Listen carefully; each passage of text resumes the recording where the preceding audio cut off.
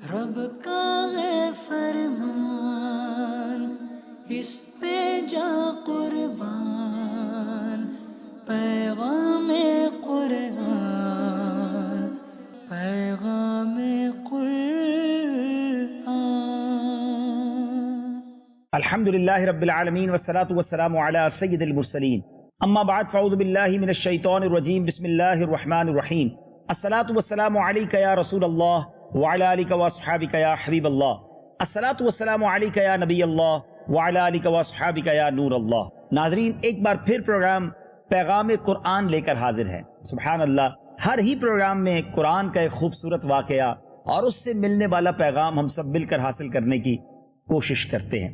اس سے پہلے کہ قرآن پاک کے واقعے کی طرف چلیں، آج میں نے ناظرین آپ کو بخاری شریف کی ایک شاندار حدیث سنانی ہے۔ ایک ہی حدیث ہے مگر کتنے سارے اس میں اسباق ہیں، کس قدر ہمارے لیے سیکھنے کے مدنی پھول ہیں، اور خاص طور پر درود پاک کی اہمیت کتنی ہے یہ بھی اندازہ ہوگا۔ ماہ رمضان کا مقام رب کی بارگاہ میں کتنا ہے یہ بھی اندازہ ہوگا، اور سبحان اللہ ہمارے والدین کی ہمیں کتنی خدمت کرنی چاہیے۔ کاش اس حدیث سے ہم سب یہ سیکھنے میں کامیاب ہو جائیں۔ بخاری شریف کی حدیث ہے اور حضرت جابر رضی اللہ تعالیٰ عنہ اس حدیث کے راوی ہیں۔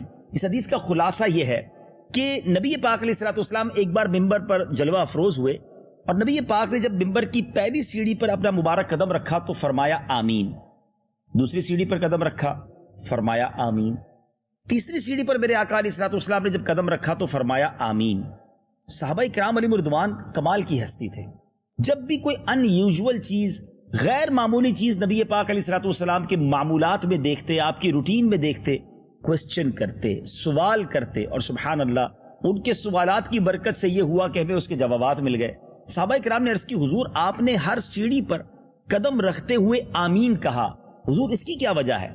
پیارے آقا علیہ الصلوۃ والسلام نے کچھ اس طرح ارشاد فرمایا کہ جبریل امین میرے پاس آئے اور انہوں نے آ کر دعا کی۔ جب میں نے پہلی سیڑھی پر قدم رکھا تو انہوں نے دعا کی، یا اللہ عز و جل جو ماہ رمضان کو پائے اور اس میں عبادت کر کے اپنی مغفرت نہ حاصل کر سکے وہ ہلاک و برباد ہو جائے۔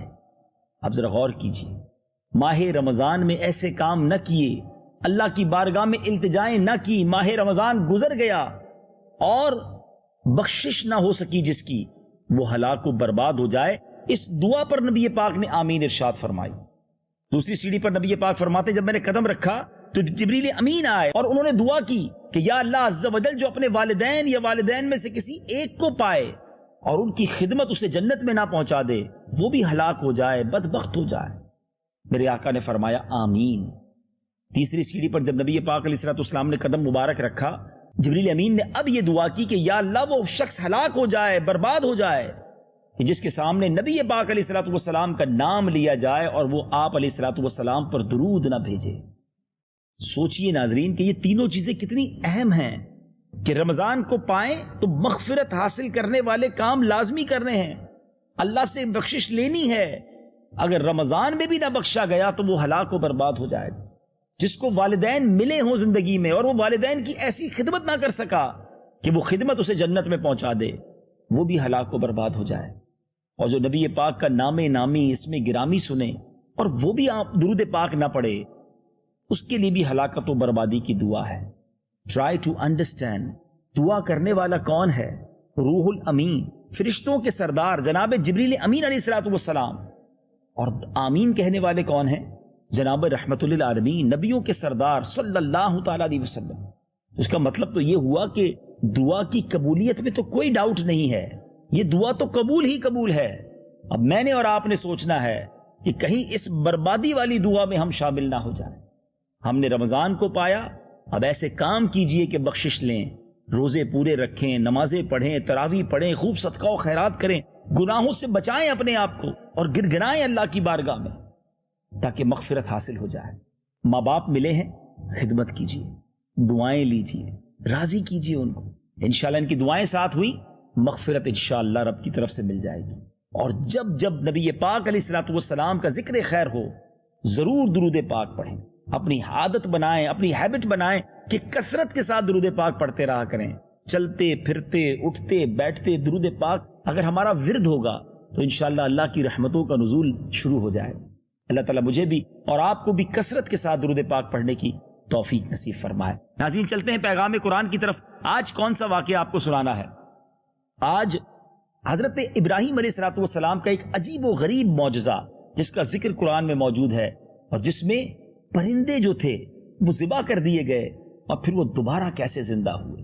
واقعی ایک ایسا واقعہ ہے کہ اللہ تعالیٰ نے خود اپنی قدرت کا نظارہ حضرت ابراہیم علیہ السلام کو کیسے دکھایا، اس کے پیچھے بیک گراؤنڈ کیا تھا۔ آئیے آج وہ واقعہ سناتے ہیں۔ حضرت ابراہیم خلیل اللہ علیہ نبینا علیہ السلام نے ایک مرتبہ اللہ تبارک و تعالیٰ کی بارگاہ میں یہ عرض کی، یا اللہ تو مجھے دکھا دے کہ تو مردوں کو کیسے زندہ کرے گا۔ ظاہر ہے کہ مرنے کے بعد ہمیں کیسے زندہ کیا جائے گا، ہم میں سے کسی نے دیکھا نہیں ہے۔ حضرت ابراہیم علیہ السلام نے اللہ سے التجا کی کہ مولا مجھے دکھا دے کہ مردوں کو مرنے کے بعد تو کیسے زندہ کرے گا۔ تو اللہ تبارک و تعالیٰ کی طرف سے ارشاد ہوا کہ اے ابراہیم، کیا اس پر تمہارا ایمان نہیں ہے؟ تو آپ نے عرض کی کیوں نہیں ہے؟ میں اس پر ایمان تو رکھتا ہوں، لیکن میری تمنا یہ ہے کہ اس منظر کو اپنی آنکھوں سے دیکھ لوں تاکہ میرے دل کو قرار آ جائے۔ اللہ تعالیٰ نے فرمایا کہ تم 4 پرندوں کو اپنے ساتھ ملاؤ، اسے ہلاؤ، کھلاؤ پلاؤ، اپنے ساتھ ہلا لو، یعنی اس کے اپنے ساتھ مانوس کر لو، اور اس کے بعد انہیں ذبح کر کے ان کا قیمہ بنا کر اپنے گرد و نواح کے پہاڑوں پر تھوڑا تھوڑا رکھ دو۔ پھر تم ان پرندوں کو پکارو، وہ پرندے زندہ ہو کر دوڑتے ہوئے تمہارے پاس آ جائیں گے، اور تم مردوں کے زندہ ہونے کا منظر اپنی آنکھوں سے دیکھ لو گے۔ ناظرین کیا کبھی ایسا دنیا میں ہوا ہے کہ پرندوں کو کاٹا گیا ہو، ان کا گوشت کا قیمہ بنا دیا گیا ہو، آس پاس پہاڑوں پہ رکھ دیں اور پھر وہ سارے زندہ ہو کر آ جائیں؟ اب سنیے کیا ہوا۔ حضرت ابراہیم علیہ السلام نے ایک مرغ، چکن، ایک کبوتر، ایک گدھ اور ایک مور، ان 4 پرندوں کو پالا۔ ایک مدت تک ان 4 پرندوں کو خوب کھلایا بھی پلایا بھی۔ پھر ان 4 پرندوں کو ذبح کیا، ان کے سروں کو اپنے پاس رکھ لیا، اور ان 4 کا قیمہ بنا کر یعنی مکسچر کر کے اطراف کے پہاڑوں پر اس کو رکھ دیا، اور اب دور کھڑے ہو کر ان پرندوں کو پکارا۔ ذرا غور سے سنیے ناظرین، یعنی قیمہ پہاڑوں پر ہے، سر آپ کے پاس ہیں، اور اب حضرت ابراہیم نے پکارا۔ کیا پکارا؟ یا ایھا الدیک، اے مرغ، یا ایتھا الحمامہ، اے کبوتر، یا ایھا النسر، اے گدھ، یا ایھا الطاؤس، اے مور، یعنی ان 4 کو آپ نے پکارا۔ اب ہوا کیا؟ ایک دم پہاڑوں سے گوشت کا قیمہ اڑنا شروع ہوا۔ ہر پرندے کا گوشت جو ہے ہڈی پر الگ ہو کر پرندے تیار ہو گئے۔ یعنی ہوا کیا کہ پہاڑوں سے قیمہ اڑنا شروع ہوا، اور وہ قیمہ جو پرندے کا ڈھانچہ تھا، ہڈیاں تھی، اس کے قریب آ کر باقاعدہ بغیر سر کا پرندہ تیار ہو گیا، اور وہ 4 پرندے بغیر سر کے دوڑتے ہوئے حضرت ابراہیم کے پاس آ گئے، اور اپنے اپنے سروں سے جڑ کر دانا چگنے لگے اور اپنی اپنی بولیاں بولنے لگے۔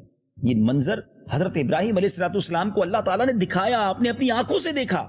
حضرت ابراہیم علیہ السلام نے جب یہ منظر دیکھا تو آپ کے دل کو قرار اور اطمینان مل گیا کہ اللہ تبارک و تعالیٰ کیسے اپنے بندوں کو دنیا سے جانے کے بعد، مرنے کے بعد دوبارہ زندہ فرمائے گا۔ اس واقعے کو اللہ تبارک و تعالیٰ نے کس طرح قرآن مجید میں بیان کیا ہے۔ ناظرین اب وقت ہوا ہے تلاوت قرآن مجید سننے کا۔ پارہ 3 ہے سورہ بقرہ۔ آئیے پہلے تلاوت قرآن سنتے ہیں، ترجمہ سنتے ہیں۔ رب عز و جل نے اپنے خلیل کو یہ کمال کا جو منظر دکھایا، 4 پرندوں کو کیسے رب نے زندہ کیا اور آپ کے پاس وہ کیسے واپس آئے، اس بات کو قرآن نے کیسے بیان کیا ہے۔ آئیے تلاوت قرآن مجید اور اس کا ترجمہ سنتے ہیں۔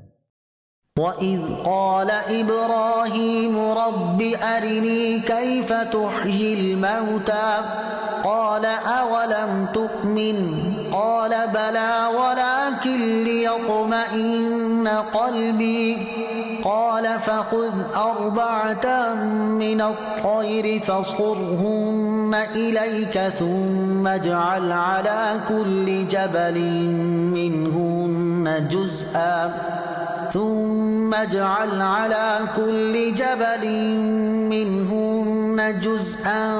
ثم ادعهن يأتينك سعيا واعلم أن الله عزيز حكيم۔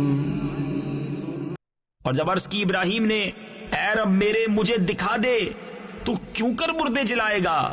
فرمایا کیا تجھے یقین نہیں؟ عرض کی یقین کیوں نہیں؟ مگر یہ چاہتا ہوں کہ میرے دل کو قرار آ جائے۔ فرمایا تو اچھا، 4 پرندے لے کر اپنے ساتھ ہلا لے، پھر ان کا ایک ایک ٹکڑا ہر پہاڑ پر رکھ دے، پھر انہیں بلا، وہ تیرے پاس چلے آئیں گے پاؤں سے دوڑتے، اور جان رکھ کہ اللہ غالب حکمت والا ہے۔ ناظرین، آپ نے یہ واقعہ سنا، اور اس واقعے کو سننے کے بعد اب ہم نے لیسن کیا لیا؟ یہ ایک عظیم معجزہ ہے، اور قرآن میں رب عز و جل نے اس کو بیان کیا ہے، مگر آج سمجھنا یہ ہے کہ آج پیغام قرآن میں اس واقعے کو سننے کے بعد ہمیں سیکھنے کو کیا ملا؟ پہلی بات، 4 پرندوں کا کیما بنا کر حضرت ابراہیم علیہ السلام نے پہاڑوں پر رکھ دیا، پھر اللہ تعالیٰ نے حکم دیا، یاد رکھیے گا قرآن کا حکم ہے ثم ادعوہن، یعنی ان مردہ پرندوں کو پکارو۔ چنانچہ آپ نے 4 کو نام لے کر پکارا، تو کیا مسئلہ ثابت ہوا کہ مردوں کو پکارنا شرک نہیں ہے، کیونکہ جب وہ مردہ پرندوں کو اللہ تعالیٰ نے پکارنے کا حکم فرمایا، ایک جلیل القدر پیغمبر نے مردوں کو پکارا، تو یہ ہرگز شرک نہیں ہو سکتا، کیونکہ خداوند کریم کبھی بھی کسی کو اپنے شرک کا حکم نہیں دیتا۔ کوئی نبی علیہ الصلوۃ والسلام کبھی بھی کوئی شرک کا کام نہیں کر سکتے۔ تو جب مرے ہوئے پرندوں کو پکارنا شرک نہیں ہے، تو وفات پائے ہوئے خدا کے ولیوں اور شہیدوں کو پکارنا کیسے شرک ہو سکتا ہے؟ اور جو لوگ ولیوں اور شہیدوں کو پکارنے کو شرک کہتے ہیں، ناظرین یہاں ان کو سمجھنا چاہیے کہ قرآن کے اس واقعے کی روشنی میں ہمیں یہ پتا چل رہا ہے کہ یہ کام شرک نہیں ہے، بیسیکلی کنفیوژن ہے۔ کنفیوژن یہ ہے کہ کسی مرے ہوئے کو پکارنا یہ شرک کب ٹھہرا؟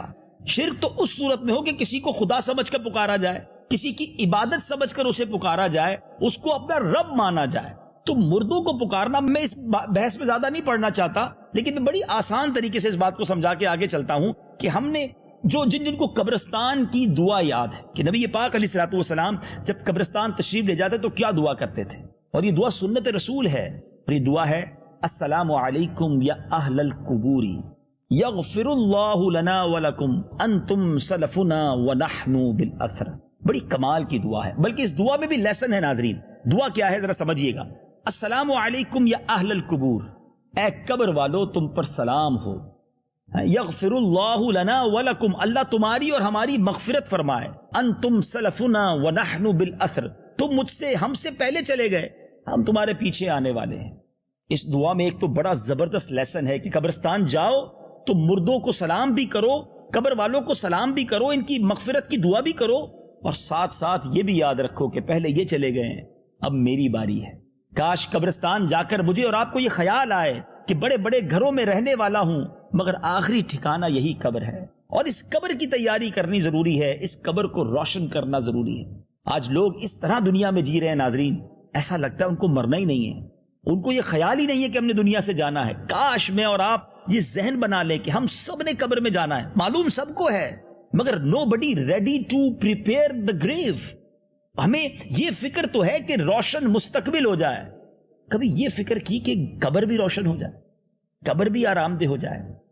دنیا میں آپ ٹریول کرتے ہوں گے ناظرین، 5 دن کے لیے، 1 ہفتے کے لیے، 10 دن کے لیے، جو ضروری چیزیں ان میں ایک بڑی ضروری چیز یہ کہ میں رہوں گا کہاں۔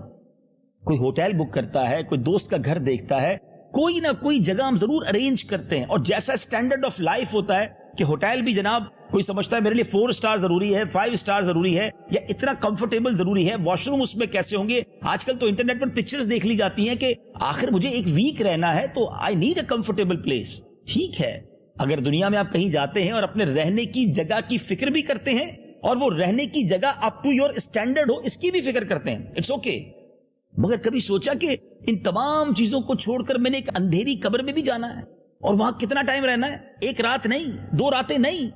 ناظرین آپ ذرا غور کیجئے، ہزاروں سال سے لوگ مرتے چلے آ رہے ہیں، اپنی قبر میں ہیں۔ جب میں اور آپ بھی اپنی قبر میں جائیں گے نا تو قیامت تک اسی میں رہیں گے۔ آج تو دوست ہیں، فیملی ممبرز ہیں، ہم بور ہوتے ہیں تو کمپنی دینے والے لوگ ہیں۔ نو بڈی اوور دیئر، کوئی نہیں ہوگا قبر میں، میں ہوں گا اکیلا، آپ ہوں گے اکیلے۔ اس قبر میں آرام ہوگا کہ نہیں؟ روشنی ہوگی کہ نہیں؟ میں جس زمین پر لیٹوں گا وہ نرم ہوگی یا وہ کانٹوں کی سیج ہوگی؟ ادھر سانپ اور بچھو ہوں گے، آگ ہوگی یا جنت کی ہوائیں ہوں گی؟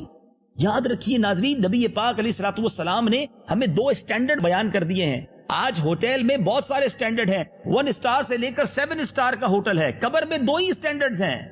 نبی پاک علیہ الصلوۃ والسلام فرماتے ہیں جس کا مضمون ہے قبر یا تو جنت کے باغوں میں سے ایک باغ ہوگی یا تو دوزخ کے گھڑوں میں سے ایک گھڑا۔ سوچئے جیسی لائف میں گزار رہا ہوں، جیسی لائف آپ گزار رہے ہیں، دیر آر اونلی 2 اسٹینڈرڈز۔ اگر جیسی زندگی میں گزار رہا ہوں، ایک کوشچن اپنے آپ سے پلیز سارے کیجئے، تو میں اگر آج مر جاتا ہوں، مر تو سکتا ہوں نا، اگر آج دنیا سے جاتا ہوں تو جیسی لائف گزاری ہے مجھے کون سی اسٹینڈرڈ کی قبر ملے گی، کون سا گریڈ ملے گا، جنت کا باغ یا دوزخ کا گڑھا؟ پلیز یہ انر فیلنگ اپنے اندر سے کوسچن کیجئے کہ مرنے کے بعد تو ایسے کام کیے، نمازیں قضا کی ہیں، روزے قضا کیے ہیں، زکاتیں پوری نہیں دی ہیں، لوگوں کے دل دکھائے ہیں، حرام دیکھ رہا ہوں، حرام کما رہا ہوں، بہت سارے گناہ ہیں، ایسی صورت میں مر گیا تو جہنم کا گڑھا ہی ملے گا۔ تو پھر پریپیئر کیجئے، چینج کیجئے لائف اسٹائل کو، ذرا غور کیجئے کہ ایک رات ہم فرش پہ، روڈ پہ نہیں سو سکتے، ہمیں کمفرٹیبل پلیس چاہیے آرام کے لیے۔ جو اتنا نازک ہو اس کو کتنی فکر ہونی چاہیے کہ میری قبر کمفرٹیبل ہو۔ پلیز، جائے گا جب جہاں سے کچھ بھی نہ پاس ہوگا، جائے گا جب جہاں سے کچھ بھی نہ پاس ہوگا، 2 گز کفن کا کپڑا تیرا لباس ہوگا۔ کاش میں اور آپ اپنی قبر کی تیاری کی طرف بھی توجہ دیں۔ اور یہ مشکل نہیں ہے، تھوڑا سا لائف اسٹائل چینج کرنا پڑے گا، سچی توبہ کرنی پڑے گی، اللہ کی بارگاہ میں رجوع لانا پڑے گا۔ اب نمازیں پڑھیے، روزے رکھیے، عبادت کیجیے، حرام سے بچیے۔ حلال میں بھی بہت سکون ہے، بہت انجوائے بھی ہے زندگی میں۔ ایسا نہیں ہے کہ جناب گناہ چھوٹ جائیں گے تو زندگی کا مزہ ہی ختم ہو جائے گا، یہ ایک الگ مسکنسیپشن ہے۔ لوگ سمجھتے ہیں یار فلمیں، ڈرامے، گانے باجے، بے پردگی، بے حیائی، یہ گناہ چھوٹ جائیں گے تو میں لائف کا انجوائمنٹ ختم ہو جائے گی، یہ بے وقوفی ہے۔ دراصل جس نے ساری رات بے حیائی میں گزاری ہے وہ سمجھتا ہے اسی میں انجوائمنٹ ہے۔ کبھی ایک رات سجدوں میں گزار کر دیکھی، کبھی ایک رات تلاوت کر کے دیکھی، کبھی تہجد میں اٹھ کر اللہ کی بارگاہ میں آنسو بہا کر دیکھیے۔ جو اس میں سکون ہے وہ دنیا کی کسی چیز میں نہیں ہے۔ اور یہ میں نہیں کہہ رہا، جس رب نے مجھے اور آپ کو بنایا ہے نا وہی فرماتا ہے قرآن میں، الا بذکر اللہ تطمئن القلوب، بے شک دلوں کا چین اللہ کے ذکر میں دلوں کا چین ہے۔ تو ذکر اللہ کرنے والے بن جائیں، پھر سکون ہے لائف میں، بہت آپ فیل کریں گے کتنا آپ کی لائف میں پیس اور سکون آ جائے گا۔ اور پھر اس کے بعد دنیا سے بھی جائیں گے تو قبر میں بھی سکون ہوگا، وہاں بھی راحت ہوگی۔ تو بہرحال جو میں بات کر رہا تھا کہ اس دعا میں ایک تو لیسن، سبق تھا قبرستان کی دعا میں کہ ہمیں اپنی آخرت کی تیاری کرنی ہے، ریئلائز کرنا ہے کہ مجھے پیچھے جانا ہے۔ اور دوسری بات، السلام علیکم یا اہل القبور، یہ کتنا کلیئر ویژن ہے نبی پاک علیہ الصلوۃ والسلام کی دعا میں، اے قبر والو تم پر سلامتی ہو۔ تو جب قبرستان جا کر نبی پاک یہ دعا فرماتے تمام مسلمانوں کے لیے، اے قبر والو یا اہل القبور، تو اگر کوئی اولیاء کرام کے بارے میں ایسا کچھ لفظ کہتا ہے تو اٹس ناٹ بگ ڈیل، کوئی پرابلم نہیں ہے، شاید سمجھنے سمجھانے کا کوئی پرابلم ہے۔ اینی وے، آج پیغام قرآن آپ نے سنا۔ آج اس پیغام قرآن میں ایک بات تو پتہ کیا چلی کہ اس واقعے سے مجھے اور آپ کو یہ سیکھنے کو ملا کہ اگر دنیا سے کوئی چلا جاتا ہے تو اس کو پکارنے میں کوئی حرج نہیں ہے۔ لیکن اس واقعے سے ایک اور بہت پیاری بات جو تصوف کا نقطہ علماء نے بیان کیا کہ حضرت ابراہیم علیہ الصلوۃ والسلام نے جن 4 پرندوں کو ذبح کیا ان میں سے ہر پرندے کی ایک بری خصلت مشہور ہے، ذرا غور سے سنیے گا، کہ مور کو اپنی شکل و صورت پر ناز ہے۔ تو وہ لوگ جو خوبصورت ہیں، اللہ نے اچھا بنائے، شکر ادا کریں۔ اس میں میرا اور آپ کا تو کوئی کمال نہیں ہے نا، رب نے بنایا ہے۔ تو جب اللہ نے اچھا بنایا تو شکر کریں، گھمنڈ نہ کریں، گھمنڈ نہ کریں، اس میں تکبر نہ کریں، عاجزی کا پیکر رہیں، اللہ کا شکر ادا کرتے رہیں۔ اونچی اڑان کبوتر کی ہے، اس کو اس پر گھمنڈ ہے، اس پر غرور کرتا ہے۔ اگر اللہ نے عزت دے دی ہے، کوئی اونچی اڑان ہے آپ کی، آپ کا نام ہے، لوگ آپ کو چاہتے ہیں، آپ کو مال مل گیا ہے، لوگوں کا رجوع ہے آپ کی طرف، اس کا مطلب یہ نہیں ہے کہ زمین پر پیر ہی نہ رہیں، انسان کی ٹور ہی تبدیل ہو جائے، سٹائل ہی چینج ہو جائے۔ نہیں ناظرین، دانا خاک میں مل کر گلے گلزار ہوتا ہے۔ کاش ہر وقت یہ ذہن بنا رہے، وَتُعِزُّ مَن تَشَاءُ وَتُذِلُّ مَن تَشَاءُ بِيَدِكَ الْخَيْرُ، عزت دینے والی ذات بھی وہی ہے اور وہ جب چاہے یہ عزت واپس لے سکتا ہے۔ کبھی بھی اپنا کمال نہ سمجھیں۔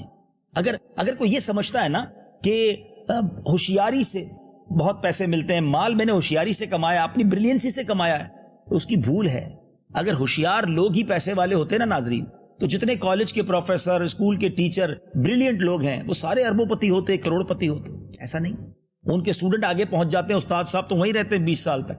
اگر محنت سے پیسے بنتے ہیں تو بہت سارے مزدور آج کروڑ پتی ہوتے، وہ آج بھی روڈ ہی توڑ رہے ہیں. اللہ تعالیٰ کی طرف سے رزق ملتا ہے، صرف اس کی عطا سے ملتا ہے. جو ملا ہے مجھے میرے رب نے دیا ہے. عاجزی انکساری کا پیکر رہے. اور پھر ایک اور بات سیکھنے کو ملی کہ جو مرغ ہے اس کے اندر بڑی شہوت ہے، شہوت پرستی ہے. ہم انسان ہیں، یقیناً ہمارے اندر بھی خواہشات ہیں، مگر اللہ نے عقل بھی تو دی ہے نا. یہ فرق ہے انسان اور فرشتے میں. فرشتے میں خواہشات نہیں ہیں، عقل ہے. جانور میں خواہشات ہیں، عقل نہیں ہے. تو جانور خواہشات کی پیروی میں لگا رہتا ہے، فرشتے ماشاءاللہ عبادت کرتے رہتے ہیں. انسان کو اشرف المخلوقات جبھی تو کہا گیا کہ اس کا دل چاہتا ہے، اس کو شہوت اور اس کو خواہشات کھینچتی ہیں اپنی طرف. اب وہ اپنی عقل سے رحمانی قوتوں کو غالب لائے اور اپنے آپ کو ان گندے کاموں سے بچا لے تو وہ اشرف المخلوقات بن جاتا ہے، وہ فرشتوں سے بھی اوپر چلا جاتا ہے. لیکن یہی انسان اپنے ان نیک اعمال کو چھوڑ کر اپنی خواہشات کے پیچھے پڑ جائے، بس جو جی میں آیا وہ کرنا ہے، بس عیاشیاں کرنی ہیں، اللہ کی نافرمانیاں کرنی ہیں، جس کو کہتے ہیں لائف انجوائے کرو یار. اب جو اس طرح کی لائف میں جاتا ہے جس میں رب کی نافرمانیاں ہیں، چاہے وہ نشہ کر کے، چاہے وہ بے حیائی کر کے، آپ سمجھ رہے ہوں گے میں کیا کہنا چاہ رہا ہوں. اللہ اور اس کے رسول کو بھول کر فقط دنیا میں غرق ہو جائے تو اب وہ جانور سے بھی بدتر ہو جاتا ہے. وہ اشرف المخلوقات نہیں ہے. There is a difference we have to understand. تو یہ بات آج اس واقعے سے یہ بھی سیکھنے کو ملی کہ ان پرندوں کو کیوں ذبح کیا گیا، کہ ان کے اندر وہ بری خصلتیں ہیں کہ انسان اگر اس کو ذبح کر دے تو اس کا دل جو ہے وہ نفس مطمئنہ بن جائے گا، اللہ کے نور کی تجلی اس کے دل میں آ جائے گی. تو بہرحال اللہ تعالیٰ مجھے اور آپ کو ان خصلتوں سے بچائے. اور ایک اور پرندہ تھا جس کے بارے میں بتایا کہ وہ پرندہ اس کے اندر لالچ بڑی ہے، ٹھیک ہے، اور وہ لالچ کس میں؟ گدھ میں. گدھ کو بھی ذبح کیا گیا نا. تو اللہ مجھے اور آپ کو لالچ سے بھی بچائے. دنیا کی لالچ بہت بری ہے. ہاں ایک لالچ بڑی اچھی ہے ناظرین، وہ لالچ ہے نیکیوں کی لالچ. کاش مجھے اور آپ کو یہ حرص ہو جائے کہ میں خوب نیکیاں کروں، خوب عبادت کروں، جی نہ بھرے کسی چیز سے. ہمارے بزرگوں کو بھی لالچ تھی جی، لیکن وہ نیکیوں کی لالچ تھی. وہ چاہتے تھے اور عبادت ہو، اور تلاوت ہو، اور زیادہ روزے رکھ لیں، اور اللہ کی راہ میں خیرات دے دیں. آج ہم لوگوں کو جو لالچ ہے وہ تو دنیا کی ہے کہ بس دنیا اور کما لیں، دنیا میں اور آگے بڑھ جائیں. یہ کوئی نہیں سوچ رہا کہ مرنے کے بعد میرا کیا ہوگا، آخرت میں جنت کی نعمتیں کما سکوں گا کہ نہیں، جنت میں مجھے کیا ملے گا. کاش یہ ذہن بن جائے کہ بھئی اسی دنیا میں رہ کر اتنی نیکیاں کر لوں کہ انشاءاللہ جنت کی ابدی نعمتیں حاصل کروں. اللہ کرے کہ آج اس سلسلے سے ہم یہ میسج لینے میں کامیاب ہو جائیں. ناظرین پیغام قرآن آپ نے سنا، اب چلتے ہیں ہمارے سلسلے میں. وقت ہوا ہے ہمارے سیگمنٹ کا جس کا نام ہے تعارف قرآن. پیغام قرآن. ناظرین تعارف قرآن میں آج ہم سورہ یونس کا تعارف سنیں گے. سبحان اللہ. مقام نزول حضرت عبداللہ ابن عباس رضی اللہ تعالی عنہما فرماتے ہیں سورہ یونس مکیہ ہے، البتہ اس کی 3 آیتیں فَإِن كُنْتَ فِي شک سے لے کر لا یؤمنون تک مدینہ منورہ میں نازل ہوئی. آیات، کلمات اور حروف کی تعداد اس صورت میں 11 رکوع، 109 آیتیں، 1832 کلمے، 1832 کلمے اور 9099 حروف ہیں. 9099 حروف ہیں. یونس نام رکھنے کی وجہ، اس سورت کی آیت نمبر 98 میں اللہ تعالیٰ کے نبی حضرت یونس علیہ السلام کی قوم کا واقعہ بیان کیا گیا کہ جب انہیں حضرت یونس علیہ السلام نے عذاب کی وعید سنائی اور خود وہاں سے تشریف لے گئے تو ان کے جانے کے بعد عذاب کے آثار دیکھ کر وہ لوگ ایمان لے آئے اور انہوں نے سچے دل سے توبہ کی تو ان سے عذاب اٹھا لیا گیا. اس واقعے کی مناسبت سے اس سورت کا نام سورہ یونس رکھا گیا. سورہ یونس کے بارے میں حدیث، حضرت عبداللہ ابن عمر رضی اللہ تعالی عنہما فرماتے ہیں ایک شخص نے بارگاہ رسالت صلی اللہ تعالی علیہ وآلہ وسلم میں حاضر ہو کر عرض کی یا رسول اللہ صلی اللہ تعالی علیہ وسلم مجھے قرآن سکھا دیجئے. ارشاد فرمایا الف لام را سے شروع ہونے والی 3 سورتیں پڑھ لو. اس نے عرض کی میری عمر بہت ہو چکی ہے، میرا دل سخت ہو گیا ہے اور زبان موٹی ہو گئی ہے. ارشاد فرمایا تو حامیم سے شروع ہونے والی 3 سورتیں پڑھ لو. اس نے پھر وہی عرض کی تو پیارے آقا علیہ الصلوۃ والسلام نے ارشاد فرمایا مسبحات یعنی تسبیح سے شروع ہونے والی سورتوں میں سے 3 سورتیں پڑھ لو. اس نے پھر وہی عذر پیش کیا اور عرض کی کہ یا رسول اللہ صلی اللہ تعالی علیہ وسلم مجھے کوئی جامع سورت سکھا دیجیے. سبحان اللہ. تو رسول اللہ صلی اللہ تعالی علیہ وسلم نے اسے اذا زلزلت الارض والی صورت سکھا دی. اس سے فارغ ہونے کے بعد اس شخص نے عرض کی اس ذات کی قسم جس نے حق کے ساتھ آپ کو مبعوث فرمایا میں کبھی اس پر اضافہ نہیں کروں گا. اس کے چلے جانے کے بعد میرے آقا علیہ الصلوۃ والسلام نے 2 مرتبہ ارشاد فرمایا یہ چھوٹا سا آدمی نجات پا گیا. اللہ اکبر. قرآن کی کیا بات ہے. قرآن سیکھتے جائیے، رحمتیں لوٹتے جائیے. ناظرین، ہمارا یہ پروگرام کرنے کا ایک مقصد یہ بھی ہے شوق قرآن پیدا کیا جائے، قرآن سے محبت پیدا کی جائے، قرآن پڑھنے کا جذبہ بڑھ جائے. اللہ کرے کہ میں بھی خوب قرآن پاک پڑھنے والا بن جاؤں اور آپ بھی خوب تلاوت قرآن کرنے والے بن جائیں. انشاءاللہ قرآن پڑھتے جائیں گے، اللہ کرے گا اس کے نور سے ہمارا سینہ منور ہوتا چلا جائے گا.